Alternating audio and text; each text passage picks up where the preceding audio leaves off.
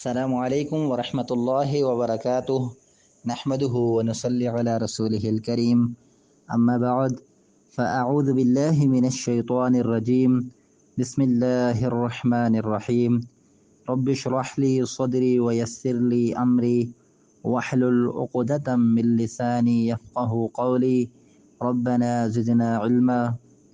معزز طلبہ و طالبات، آج کا ہمارا سبق نمبر 37 ہے، جو کہ سورۃ البقرہ کی آیہ مبارکہ 118 تا 121 پر مشتمل ہے، یعنی 4 آیات آج کے سبق کا حصہ ہیں۔ دیکھیے آیت نمبر 118 کو،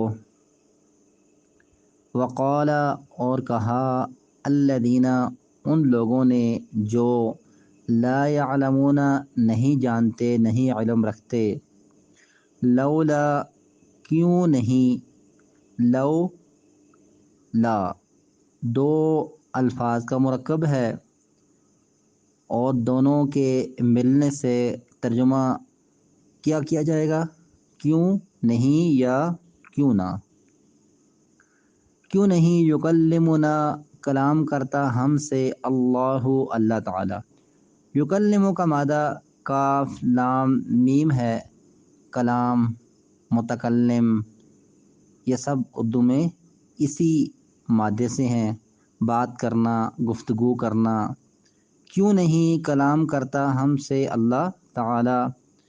کن لوگوں نے کہا؟ جو نہیں جانتے۔ یہاں نہ جاننے والے لوگوں سے مراد مشرکین مکہ ہیں، جن کے علم کی نفی اور جہالت کو اس لیے بار بار قرآن میں ذکر کیا جاتا ہے کہ ان کے پاس نہ ہی کوئی الہامی کتاب تھی اور نہ ہی کوئی نبی ان کے پاس تشریف لایا تھا، اس لیے یہاں ان کا ایک اعتراض کوٹ کیا جا رہا ہے۔ وہ یہ کہتے کہ اللہ تعالی ہم سے کلام کیوں نہیں کرتا، ہم سے بات کیوں نہیں کرتا، او یا کیوں نہیں تأتینا آتی ہمارے پاس آیتن کوئی نشانی، یعنی ہمارا منہ مانگا معجزہ۔ نشانی سے مراد کیا ہے؟ وہ جس معجزے کا تقاضا اور مطالبہ کرتے تھے، مثال کے طور پر کہ مکہ کی سرزمین سے پہاڑ نبی صلی اللہ علیہ وسلم اشارہ کریں، ختم کر دیے جائیں آپ کے اشارے سے، یا مکہ کے صحرا میں آپ کے ایک اشارے سے نہریں بہہ پڑیں، یا آپ کا ایک خاص باغ ہو جس سے آپ کھایا کریں، یا پھر آپ ہمارے دیکھتے ہی دیکھتے آسمان پہ چڑھ جائیں اور وہاں سے ایسی کتاب اتار کے لے آئیں جس میں ہمارا نام موجود ہو کہ ہم آپ کی تصدیق کریں، وغیرہ وغیرہ ان کے مطالبات تھے۔ تو انہوں نے یہی کہا، جو لوگ علم نہیں رکھتے، کہ اللہ تعالی ہم سے کلام کیوں نہیں کرتا یا کیوں نہیں آتی ہمارے پاس کوئی نشانی، یعنی ہمارا منہ مانگا معجزہ، آیتن سے مراد ہے۔ اللہ تعالی ہم سے کلام کیوں نہیں کرتا یا کس طرح نہیں کرتا؟ مقصود کیا ہے ان کے اس اعتراض کا؟ کہ جس طرح موسیٰ علیہ السلام سے اللہ تعالی ہم کلام ہوئے تھے، جیسا کہ تمہاری کتاب کا دعویٰ ہے، قرآن کریم میں یہ واقعہ مذکور ہے، موسیٰ علیہ السلام کا اللہ تعالی سے بات کرنا۔ تو انہوں نے کہا کہ اللہ تعالی ہم سے کیوں نہیں کلام کرتا یا ہمارے پاس کوئی نشانی کیوں نہیں آتی؟ اس کی مفصل آپ کو ڈیٹیل ملے گی سورہ فرقان آیہ مبارکہ 21، سورہ بنی اسرائیل آیہ مبارکہ 90 to 93، اور سورہ مدثر آیہ مبارکہ 52 میں ان کے ان تمام تر اعتراضات اور اقوال کو ڈیٹیل کے ساتھ بیان کرنے کے ساتھ ساتھ ان کے اعتراضات کو رفع کرنے کے لیے اللہ تعالیٰ نے وضاحت فرمائی ہے ان تینوں مقامات پر، اور ایک یہ مقام ہے۔ کذالک اسی طرح، یوں ہی، یعنی جس طرح کے مطالبات اور تقاضے یہ لوگ کرتے ہیں، قال کہا تھا، الذین ان لوگوں نے جو من قبلہم ان سے پہلے تھے، مثل قولہم انہی جیسی بات، یعنی جو اعتراضات ان کے ہیں یہ فرسٹ ٹائم نہیں ہو رہے انبیاء سے ایسے تقاضے، بلکہ تاریخ بری پڑی ہے کہ ان سے پہلے جو لوگ تھے انہی جیسے عقائد اور اعمال رکھنے والے وہ بھی اپنے انبیاء سے ایسے ہی تقاضے کرتے رہے۔ مراد ہیں یہود و نصارہ جو ان سے پہلے تھے، انہوں نے بھی اپنے انبیاء سے سیم تقاضے کیے، انہی کی باتوں جیسی باتیں کیں، انہی جیسے مطالبات کیے۔ وجہ کیا ہے ان کا تقاضا اور ان کا تقاضا سیم کیوں ہے؟ تشابہت، مل جل گئے ہیں، ایک جیسے ہیں، سیم ہیں، باہم متشابہ ہیں۔ قلوبہم، ان کے دل، یعنی اصل میں مسئلہ یہ ہے، اصل معاملہ یہ ہے کہ ان کے دل اور ان کے دل، یعنی کہ جو ان سے پہلے منکرین تھے اور نبی صلی اللہ علیہ وسلم کے نہ ماننے والے مشرکین مکہ، ان کے باہم دل ملتے جلتے ہیں، باہم آپس میں متفق ہیں، یہ ماننا نہیں چاہتے۔ ان کی سوچیں، ان کے افکار دراصل ایک جیسے ہیں، اس لیے ان کے مطالبات بھی ایک جیسے ہیں۔ کیا ہے ان کی سوچیں باہم ملتی جلتی؟ کیا ان میں موافقت پائی جاتی ہے کہ یہ بھی نہیں ماننا چاہتے اور وہ بھی نہیں ماننا چاہتے تھے، لہٰذا اس لیے دونوں کے تقاضے ایک ہیں۔ اصل میں خرابی ان کے دل میں ہے کہ یہ ایمان نہیں لانا چاہتے، ماننا نہیں چاہتے، کیونکہ ماننے کے بعد انسان کو اپنی بہت سی ترجیحات بدلنا پڑتی ہیں اور اپنی خواہشات پر کلہاڑی چلانا پڑتی ہے، اس لیے نہ ماننے کی وجہ سے ان کے اعتراضات سیم ہیں۔ تاریخ میں پہلی بار ایسا نہیں ہو رہا کہ نبی صلی اللہ علیہ وسلم آپ کی قوم آپ سے ایسے مطالبات کر رہی ہو، بلکہ ان کے مطالبات اور گزشتہ لوگوں کے مطالبات باہم ملتے تھے۔ تو کیا ہے؟ تشابہت قلوبہم، ملتے جلتے ہیں ان کے دل۔ تشابہات کا مادہ شبہ ہے، شین با ہا، شبہ اردو میں استعمال ہوتا ہے، ایک جیسا ہونا، یکساں ہونا، مساوات کے لیے بھی استعمال ہوتا ہے، متشابہ کے لیے بھی۔ قد بینا الآیات، یقیناً واضح کر دیے ہم نے احکام، یا کھول دیں ہم نے نشانیاں، لقومی یوقنون، ماننے والے لوگوں کے لیے۔ مطلب کیا ہے کہ کسی منہ مانگے معجزے کو بھیجنے کی ضرورت نہیں، کسی بھی شخص سے اللہ تعالیٰ کے کلام کرنے اور بات کرنے کی ضرورت نہیں، کیونکہ ہم نے قرآن کریم اور قرآن کریم میں مذکور اللہ تعالیٰ کی آیات و احکامات اور معجزات، اللہ تعالیٰ کی واضح و نصیحتیں بالکل واضح ہو چکی ہیں، لیکن کن لوگوں کے لیے؟ جو یقین رکھتے ہیں، جن کو اللہ تعالیٰ کی وحدانیت، آخرت کے برحق ہونے کا یقین ہے، ان کے لیے ہم نے اپنی آیات بالکل کلیئر کر دی ہیں، لہذا کسی اور معجزے کو بھیجنے کی ضرورت نہیں، کیونکہ آیات بالکل واضح ہو چکی ہیں۔ یہ تو ان لوگوں کا طرز عمل، وتیرہ اور شیوہ ہے جن کے دلوں میں کفر ہے اور جو اپنی خواہشات کو قربان نہیں کر سکتے، وہ ایسے مطالبات کرتے ہیں، وگرنہ اگر ان کو یقین ہو، یقین کرنے والوں کے لیے ہم نے اپنے احکام بالکل واضح کر رہی ہے چکے ہیں، کسی قسم کے دیگر معجزات کو بھیجنے کی یا اللہ تعالیٰ کے کلام کرنے کی ضرورت تو نہیں ہے۔ پھر آگے دیکھیے آیت نمبر 119، اِنَّا أَرْسَلْنَاكَ، بے شک ہم نے بھیجا ہے آپ کو، بالحق، حق کے ساتھ، حق دے کر، بشیراً و نذیرا، خوشخبری سنانے والا اور ڈر سنانے والا بنا کر قوسین میں لکھنا ہے۔ وَلَا تُسْأَلُوا، اور نہیں آپ سوال کیے جائیں گے، مطلب یہ کہ آپ سے باز پرس، آپ سے سوال نہیں کیا جائے گا، عن اصحاب الجحیم، دوزخ والوں کے بارے میں۔ اس آیت کا مطلب کیا ہے کہ نبی صلی اللہ علیہ وسلم، ہم نے آپ کی رسالت کی حقانیت اور ثبوت بالکل روز روشن کی طرح عیاں کر دیے ہیں۔ ہم نے آپ کو حق دے کر بھیجا ہے، حق سے مراد دین اسلام ہے۔ بے شک ہم نے بھیجا ہے آپ کو حق کے ساتھ خوشخبری سنانے والا اور ڈر سنانے والا بنا کر۔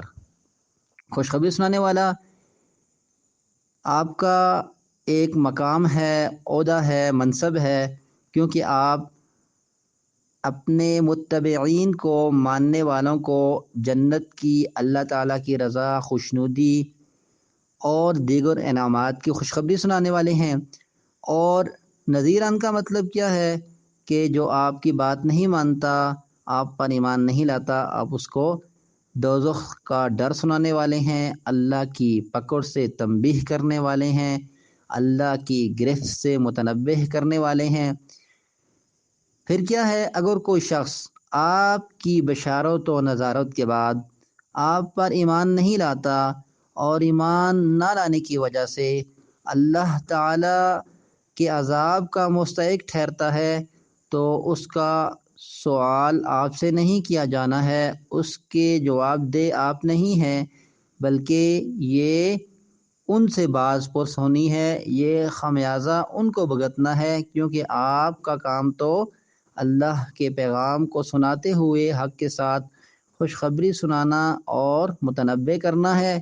آپ سے دوزخ والوں کے بارے میں نہیں پوچھا جائے گا۔ اصحاب صاحب ان کی جمع ہے، والا ساتھی، کمپینین انگلش میں اس کے لیے استعمال ہوتا ہے۔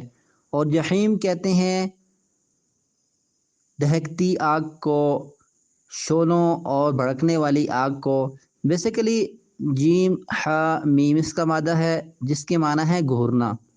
تو جس طرح شیر اپنے شکار کو دیکھ کر گھورتا ہے، اسی طرح دوزخ اپنے شکاروں کو دیکھ کر روز آخرت گھورے گی۔ اس سے یہ معلوم ہوا کہ دوزخ کوئی بے جان چیز نہیں بلکہ زندہ چیز ہے، جو اپنے شکاروں کو، جو اس میں جھونکے جانے والے ہیں، انہیں دیکھ کر پہچان لے گی اور ان کو گھورے گی۔ اعاذنا اللہ منہا اللہم لا تجعلنا منہم۔ پھر آگے دیکھیے، وَلَن تَرْضَىٰ، اور ہرگز نہیں راضی ہوں گے، خوش ہوں گے۔ ترضا کا مادہ را و یا ہے، راضی ہونا، خوش ہونا۔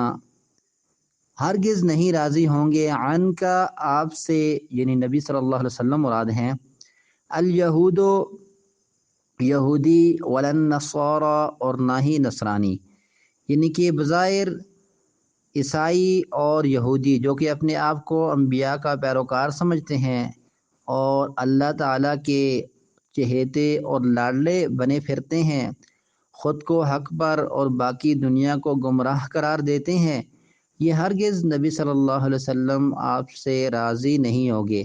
اور یہاں پر آپ نے دیکھا کہ نفی کے لیے لن کا لفظ استعمال کیا گیا، جو کہ قطعی نفی کے لیے استعمال ہوتا ہے۔ ہرگز کسی صورت میں بھی آپ سے یہود و نصارہ راضی نہیں ہوں گے۔ کب تک نہیں ہوں گے؟ حتی، یہاں تک کہ تتبع، آپ اتباع کریں، پیروی کریں، پیچھے چلیں، کس کے؟ اہواءہم، ان کی خواہشات کی۔ ان کی خواہشات سے مراد ان کا دین ہے، کیونکہ انہوں نے اپنے دین میں من مانی تحریفات کر دی تھیں، اللہ کے ان احکام کو نکال دیا تھا جو کہ ان کی مرضی اور منشا اور طبیعت کے خلاف تھے، اور من مانی باتیں اپنی الہامی کتابوں میں داخل کر کے ان کو دین کا حصہ قرار دے دیا تھا۔ اسی لیے فرمایا کہ جب تک آپ ان کی خواہشات کی اتباع نہ کریں گے، یعنی یہودی یا نصرانی نہ بن جائیں گے، اس وقت تک یہ لوگ آپ سے قطعاً راضی ہونے والے نہیں ہیں۔ اور اہوا دراصل جمع ہے ہون کی، ہا واو نون کی، ہون دراصل کہتے ہیں اوپر سے نیچے آنا۔ ہوا کسے کہتے ہیں؟ ہا واو یا اوپر سے نیچے آنا۔ اور ناجائز خواہشات بھی انسان کو کمالات سے، بلندیوں سے پستیوں میں گرا دیتی ہیں۔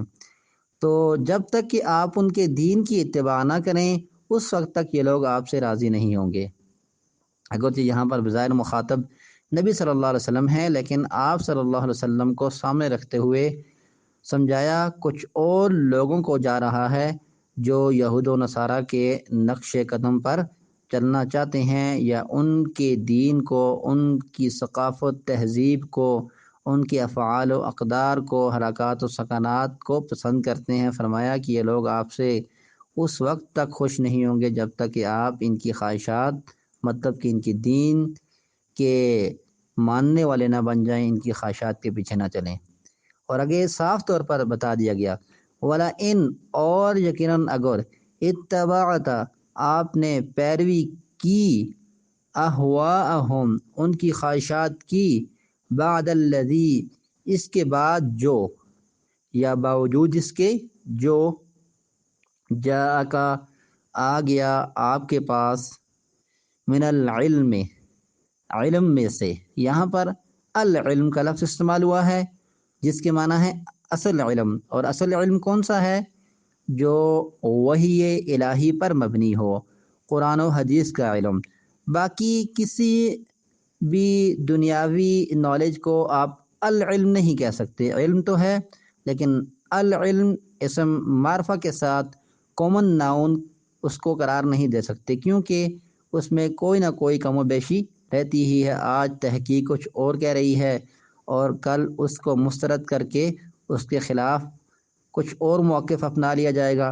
لہذا یہاں پر یہ فرمایا جا رہا ہے کہ اگر علم آ جانے کے بعد، کون سا علم؟ وحی الہی کا، قرآن و حدیث کا، کتاب و سنت کا، اگر آپ ان کی خواہشات کے پیچھے چلیں گے تو کان کھول کر سن لیں، اچھی طرح متنبہ ہو جائیں، ما لکا، نہیں تیرے لیے، من اللہ، اللہ تعالیٰ سے، بریکٹ میں لکھیے بچانے والا، چھڑانے والا، نہیں تیرے لیے، یا مخاطب بظاہر نبی صلی اللہ علیہ وسلم ہے، نہیں تیرے لیے اللہ تعالیٰ سے بچانے والا، چھڑانے والا، من ولی، کوئی حامی، ولا نصیر، اور نہ کوئی مددگار۔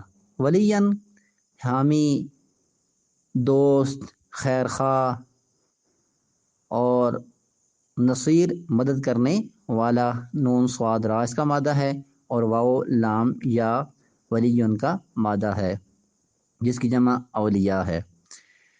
تو مطلب کیا ہے کہ نبی صلی اللہ علیہ وسلم جیسی عظیم اور معصوم عن الخطا ابن آدم میں سب سے عظیم ہستی بھی اگر قرآن و حدیث کا علم آ جانے کے بعد بھی یہود و نصارہ کی خواہشات کے پیچھے چلے، اللہ تعالیٰ کے حکم کو کچل کر، نظر انداز کر کے، پیٹھ پیچھے پھینک کر، تو وہ کان کھول کر سن لیں کہ نجات کی کوئی صورت نہیں ہے۔ اللہ تعالیٰ کی پکڑ اور گرفت سے بچانے والا آپ کو نہ کوئی حامی ہوگا، نہ کوئی مددگار ہوگا، کیونکہ کون ہے کہ جو اللہ کی پکڑ سے کسی کو چھڑا سکے؟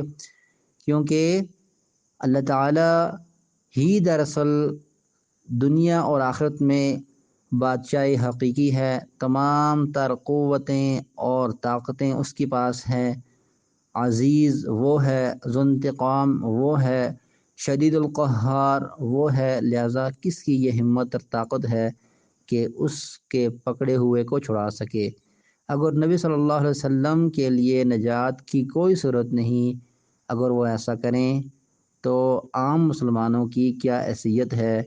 ہم پھر کس کھیت کی مولی ہیں کہ من مانی زندگی بسر کریں اور اللہ تعالیٰ کے احکام کو پش ڈال کر اپنی خواہشات کو اپنا خدا بنا لیں اور امید رکھیں کہ ہم اللہ تعالیٰ کی رحمت، جنت اور رضا کے مستحق ہوں۔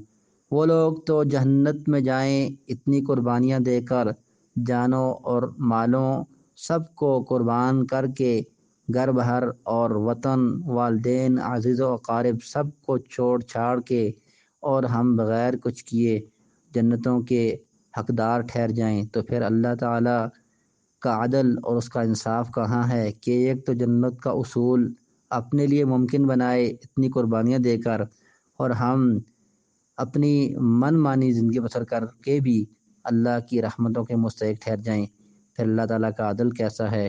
یہ ہو نہیں سکتا، کیونکہ اللہ تعالیٰ نے اپنی ذات پر ظلم کو حرام کر رکھا ہے کہ وہ ایک سے تو اتنا قربانیاں لینے کے بعد جنت کا اسے مستحق ٹھہرائے اور دوسرے کو کچھ نہ بھی کر کے برابر کر دے۔ یہ کیسے ممکن ہے؟